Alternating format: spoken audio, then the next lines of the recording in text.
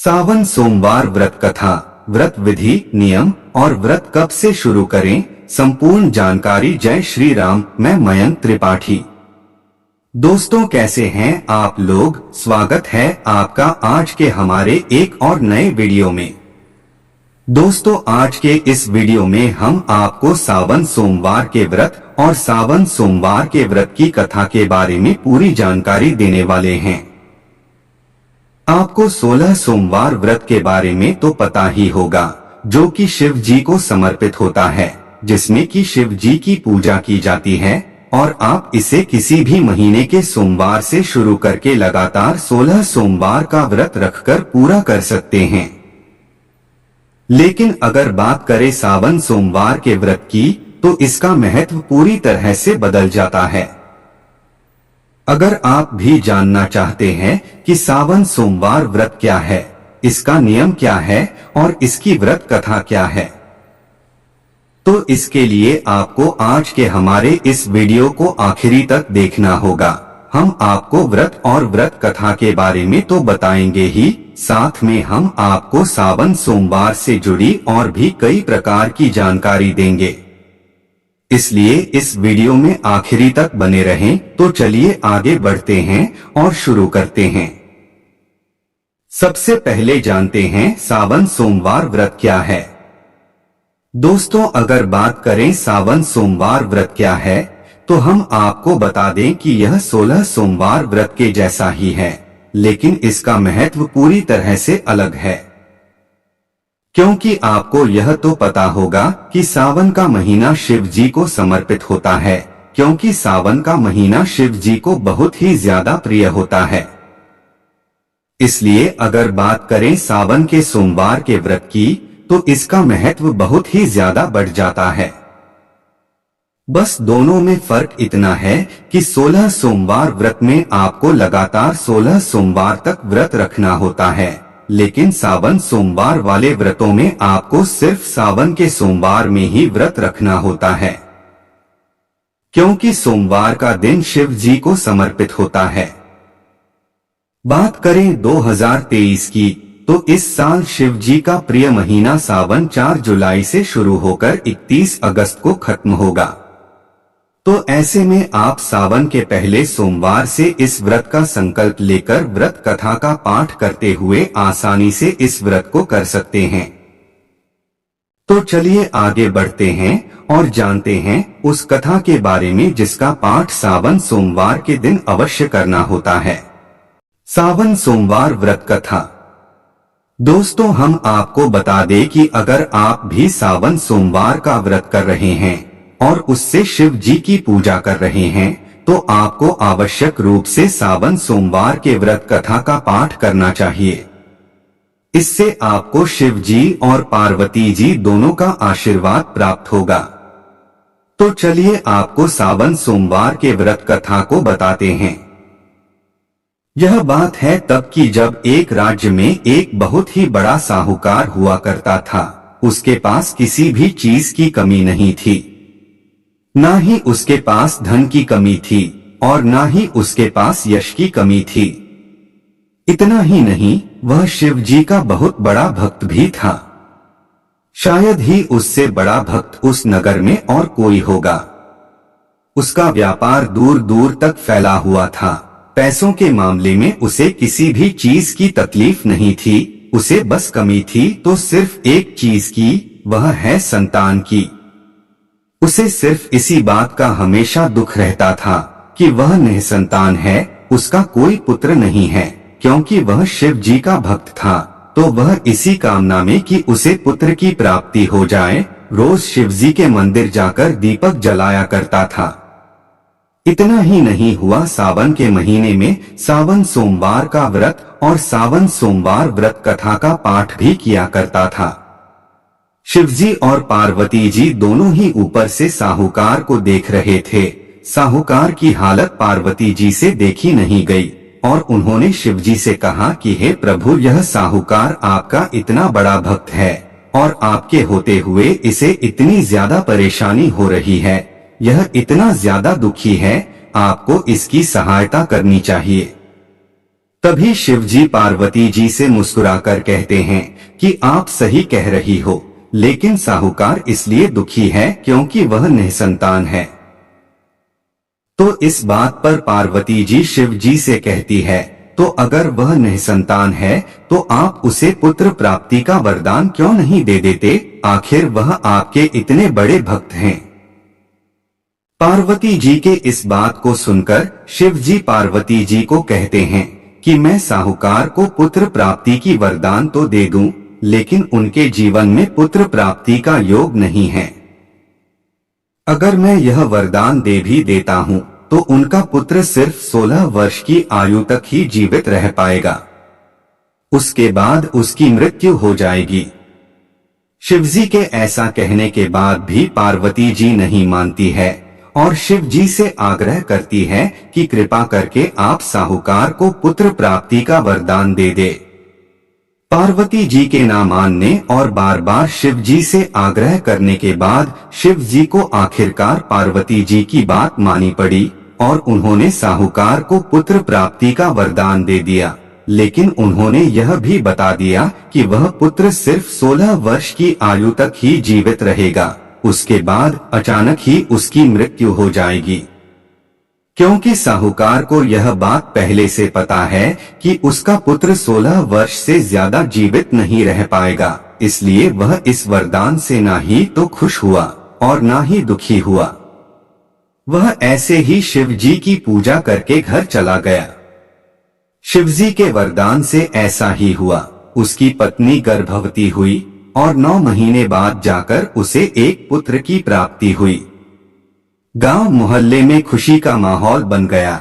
साहूकार के बेटे के जन्मदिन को त्योहार की तरह गांव में मनाया गया, लेकिन साहूकार ने किसी से भी इस बारे में बात नहीं की कि उसका पुत्र सिर्फ और सिर्फ 16 वर्ष की आयु तक जीवित रहेगा। जब साहूकार का पुत्र 11 वर्ष का हो गया, तब उनकी माता को उस बालक की शादी की फिक्र हुई, तो उसने इस बात के लिए साहूकार से बात की, तो साहूकार ने कहा कि वह अभी अपने पुत्र को काशी पढ़ाई करने हेतु भेजेंगे। उसके बाद साहूकार ने अपने पुत्र के मामा जी को बुलाया और उन्हें बहुत सारा धन सौंप दिया और उसे कहा कि तू मेरे पुत्र को काशी ले जाओ पढ़ाने हेतु, लेकिन इस बात को ध्यान रखना कि तुम काशी पहुँचते बीच में जिस स्थान पर भी रुकोगे उस जगह तुम्हें यज्ञ करना होगा। जिस स्थान पर तुम यज्ञ करोगे वहाँ ब्राह्मण को भोजन करवाना होगा। ऐसा कहकर साहूकार अपने पुत्र और उसके मामा को एक साथ काशी के लिए विदा कर देता है। ऐसे ही मामा और भांजा दोनों काशी के लिए जा रहे थे। वह दोनों जहां पर भी रुकते दोनों यज्ञ करते और उसके बाद ब्राह्मणों को भोज करवाते और दान दक्षिणा करते और ऐसे ही आगे के सफर के लिए निकल जाते। एक दिन ऐसा हुआ कि वह जिस नगरी में पहुंचे वहां एक राजा अपनी राजकुमारी का विवाह करवा रहा था, लेकिन जिससे राजकुमारी का विवाह हो रहा था वह एक आंख से अंधा और एक कान से काना था। और सबसे बड़ी बात तो यह थी कि इस बात के बारे में राजा और राजकुमारी दोनों को ही नहीं पता था, यानी कि वह धोखा देकर एक राजा की बेटी से शादी कर रहा था। लेकिन दिक्कत यह थी कि जब दूल्हा मंडप में बैठता तो राजकुमारी को यह सारी सच्चाई पता चल जाएगी, लेकिन तभी साहूकार का बेटा वहां पहुंचता है तो लड़के के बाप यह तरकीब सोचता है कि क्यों ना मैं इस लड़के को बहला फुसला कर मेरे बेटे के जगह बैठा दी और जब घर जाने की बात आएगी तो अपने बेटे को घर भेज दूंगा। तो वह ऐसा ही करता है। वह धन के लालच में लड़के के मामा को माना लेता है और उधर साहूकार का बेटा मंडप में बैठ जाता है।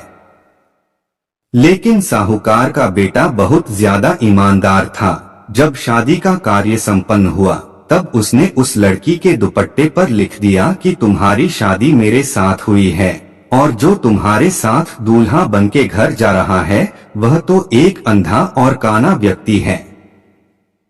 दुपट्टे में ऐसा लिखने के बाद साहूकार का बेटा अपने मामा के साथ आगे की सफर करके काशी की तरफ बढ़ने लगा। राजकुमारी ने अपने दुपट्टे पर साहूकार के द्वारा लिखे गए इन शब्दों को देख लिया, जिसके बाद वह समझ गई थी मेरे साथ धोखा हुआ है। जिसके बाद उसने उस अंधे और काने व्यक्ति के साथ जाने से मना कर दिया। जब यह बात राजा को पता चला तो उसने भी राजकुमारी को आगे नहीं भेजा। बारात वापस लौट आई और उधर मामा और भांजा दोनों काशी पहुंच गए। एक दिन की बात है, जब काशी पहुंचकर साहूकार का बेटा 16 वर्ष का था, तब वे काशी में ही एक यज्ञ करवा रहे थे। बहुत सारे ब्राह्मण यज्ञ के लिए और भोजन करने के लिए आए हुए थे। लेकिन जब बहुत देर हो गई थी, साहूकार का बेटा मंडप से बाहर नहीं आया। तब उसके मामा को उसकी चिंता हुई। जब वह मंडप के अंदर जाकर देखता है तो उसे दिखाई देता है कि उसका भांजा यानी कि साहूकार का बेटा जमीन पर मूर्छित पड़ा हुआ है और उसके शरीर से प्राण निकल चुके हैं। यह देखकर वह बहुत ही ज्यादा दुखी हुआ और परेशान भी हुआ। लेकिन उस समय उसने सोचा कि अभी रोना गाना करने से पूरी तरह से हंगामा हो जाएगा। बाहर ब्राह्मण आए हुए हैं, इसलिए उसने सबसे पहले यज्ञ संपन्न किया, ब्राह्मणों को भोज करवाया और उसके बाद साहूकार के बेटे के पास, जो कि जमीन पर मूर्छित पड़ा हुआ था, उसके पास आकर खूब रोया। जब साहूकार का बेटा जमीन पर पड़ा था और उसके मामा उसके पास ही बैठकर रो रहे थे, उसी वक्त बगल में से ही शिव जी और पार्वती जी भ्रमण करते हुए निकल रहे थे। तब वह लड़के के मामा को वहां पर रोते हुए देखते हैं तो पार्वती जी शिव जी से पूछती है कि हे प्रभु, यह कौन व्यक्ति है जो यह मूर्छित पड़ा है, जिसकी याद में यह दूसरा व्यक्ति बहुत ही ज्यादा रो रहा है। तब शिवजी पार्वती जी को यह बताते हैं कि यह वही पुत्र है जिसे मैंने साहूकार को वरदान दिया था और मैंने कहा था कि इस पुत्र की आयु 16 वर्ष तक ही रहेगी, उसके बाद उसकी मृत्यु हो जाएगी। आज इसके 16 वर्ष पूरे हो गए हैं और इसकी मृत्यु हो चुकी है। यह सुनकर और जानकर पार्वती माता शिव जी को कहती है कि हे मेरे प्राणनाथ, देखिए यह पुत्र कैसे जमीन पर प्राण रहित पड़ा हुआ है। मुझसे इसकी और इनकी माता पिता की हालत देखी नहीं जा रही है। अगर आप कुछ नहीं करेंगे तो रोते रोते इनके माता पिता के भी प्राण निकल जाएंगे। जिसके बाद शिव जी कहते हैं कि मैंने उसे 16 वर्ष के जीवन काल का वरदान दिया था, उसकी आयु पूरी हो चुकी है, अब मैं कुछ नहीं कर सकता। उसके बाद पार्वती जी बहुत ही ज्यादा आग्रह करती है कि कृपया करके उसे जीवित कर दीजिए। जिसके बाद शिव जी पार्वती जी की बात मान जाते हैं और उस पुत्र को फिर से जीवित कर देते हैं। जिसके बाद वह अचानक से ही शिव जी का नाम लेकर उठ जाता है। यह देखकर उसके मामा पूरी तरह से हैरान और खुश हो जाते हैं। ऐसे ही खुशी खुशी के साहूकार के बेटे ने काशी में अपनी शिक्षा पूरी की। शिक्षा पूरी करने के बाद जब वह वापस अपने नगर आने के लिए लौट रहे थे तो वह फिर से उस नगर में जहां की राजकुमारी के साथ साहूकार के बेटे का विवाह हुआ था, वहां उन्होंने यज्ञ का आयोजन किया। जब राजा को यज्ञ का पता चला तो उन्होंने तुरंत ही साहूकार के बेटे को पहचान लिया कि यही वह व्यक्ति है जिसके साथ मेरी बेटी का विवाह हुआ था। जिसके राजा ने उस लड़के और उसके मामा को अपने महल में आमंत्रित किया, उनका स्वागत किया और उन्हें ढेर सारा धन और वस्त्र देकर अपनी प्यारी राजकुमारी के साथ साहूकार के बेटे का विवाह करवाकर खुशी खुशी उनके घर के लिए विदा किया। इधर लड़के के माता पिता यानी कि साहूकार और उनकी पत्नी ने अपने आप को कमरे में बंद रखा था। उन्होंने कुछ खाया पिया नहीं था। इन लोगों ने शपथ ली थी कि हम बिना खाए पिए ही अपने पुत्र का इंतजार करेंगे और अगर उन्हें कहीं से अपने बेटे की मृत्यु का खबर मिल गया तो वह दोनों भी अपने प्राण त्याग देंगे। लेकिन ऐसा नहीं हुआ।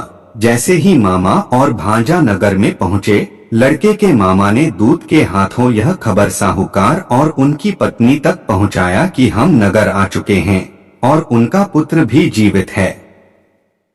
उसके बाद साहूकार और उसकी पत्नी महल के दरवाजे तक आए, जहां उन्होंने अपने पुत्र को जीवित देखा, जिसके बाद वे दोनों बहुत ही ज्यादा खुश हुए। उनकी खुशी का कोई ठिकाना नहीं था। उन्होंने खुश होकर शिव जी को धन्यवाद दिया और खुशी खुशी मामा और भांजे दोनों का स्वागत किया। उसी रात में जिस दिन साहूकार का बेटा घर वापस लौटा था, उस रात को साहूकार के सपने में स्वयं शिव जी ने दर्शन दिया था। उन्होंने साहूकार से कहा कि मैं तेरी भक्ति से बहुत ही ज्यादा प्रसन्न हूँ, क्योंकि तू हर सावन के सोमवार के दिन मेरा व्रत करता था, इसलिए मैंने तेरे पुत्र को लंबी आयु का वरदान दिया है। यह सुनकर साहूकार बहुत ही ज्यादा खुश हो जाता है और वह समझ आता है कि जो भी व्यक्ति सावन सोमवार के दिन व्रत रखता है और शिव जी और पार्वती जी की पूजा करता है, उसे बहुत ही ज्यादा सौभाग्य की प्राप्ति होती है और उसकी हर मनोकामना भी शिव पार्वती जी पूरी करते हैं। तो दोस्तों, यह थी वह कथा जो कि आपको सावन सोमवार के व्रत करने के दौरान सुननी या पढ़नी चाहिए। इसे सुनने या फिर इसका पाठ करने से आपको बहुत ही ज्यादा सौभाग्य की प्राप्ति होती है, जैसे कि साहूकार को हुई। इतना ही नहीं, इस कथा का पाठ करने से आपकी हर मनोकामना भी पूर्ण होती है। इसलिए सावन सोमवार के व्रत के दिन शिव जी की पूजा करने के दौरान इस कथा का पाठ अच्छे से निस्वार्थ भाव से जरूर करें। सावन सोमवार व्रत विधि। दोस्तों, अगर आप भी सावन सोमवार व्रत करना चाहते हैं और शिव जी को और पार्वती जी को प्रसन्न करने के लिए सावन सोमवार व्रत कथा का भी पाठ करना चाहते हैं, तो इसके लिए सावन सोमवार व्रत कथा की विधि होती है। उस विधि अनुसार ही अगर आप सावन सोमवार के दिन शिव जी और पार्वती जी की पूजा करते हैं, तो ही आपको इसका पूरा फल प्राप्त होता है। तो चलिए आपको सावन सोमवार व्रत कथा विधि के बारे में पूरी जानकारी दे देते हैं, ताकि आपको व्रत करने में किसी भी प्रकार की समस्या ना हो।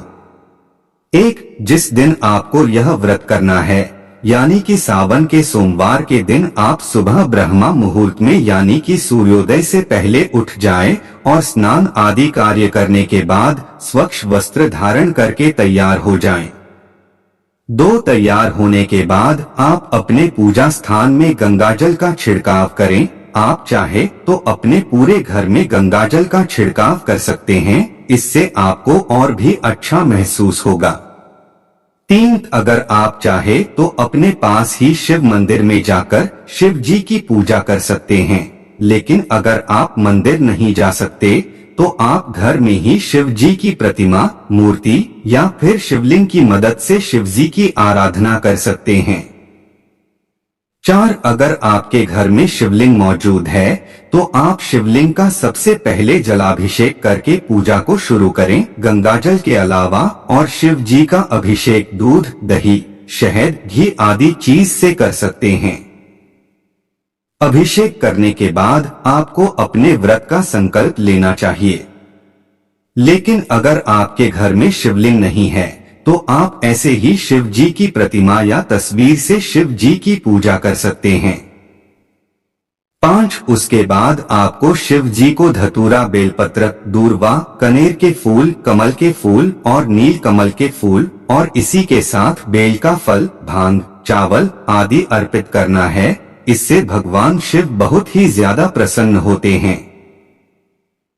इतना करने के बाद आपको शिव जी और पार्वती जी दोनों की पूजा करना है।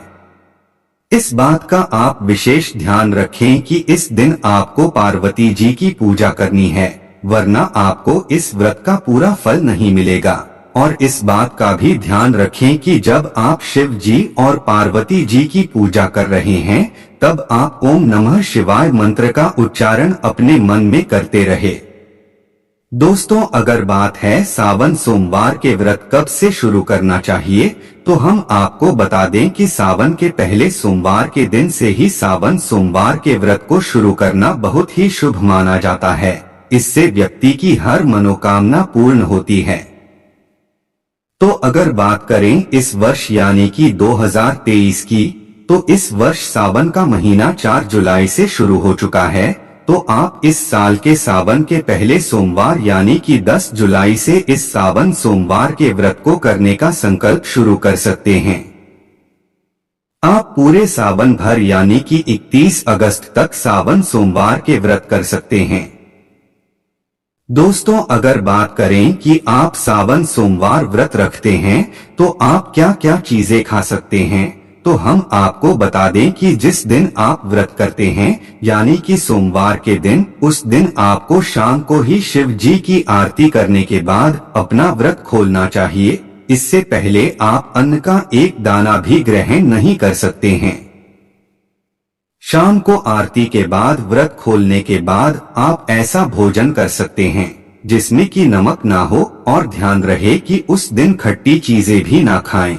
और इसी के साथ आप फलाहार भी कर सकते हैं, जैसे कि आप अपने खाने में ड्राई फ्रूट्स, सेब, केला, अनार, संतरा, अनानास, दूध आदि को शामिल कर सकते हैं।